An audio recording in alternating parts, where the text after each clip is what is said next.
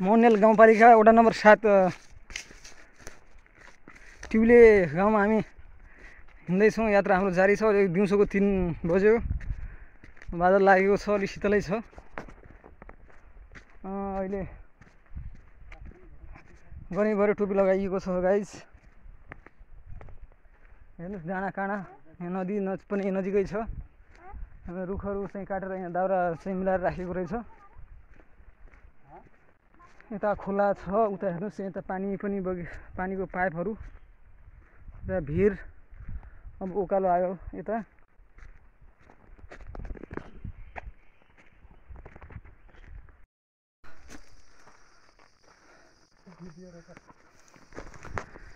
हो हिँडिँदैछौ साथी हो गाइज।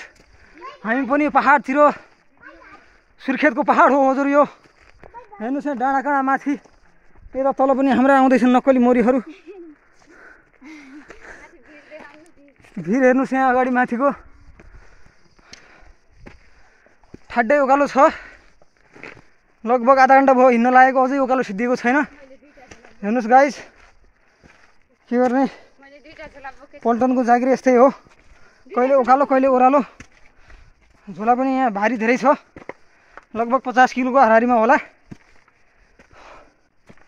आधा घन्टा हिँडिसक्यो, अझै आधा घन्टा माथि छ उकालो ठाड्डै। हेर्नुहोस् गाइज, सामान देख्न सक्नुहुन्छ। ल राखौँ हजुर अहिलेलाई।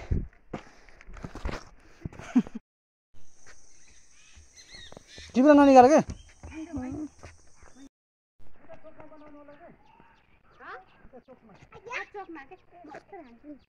त्यो के बनाउँदा त्यसै बिना सरले छोरा देख्छ।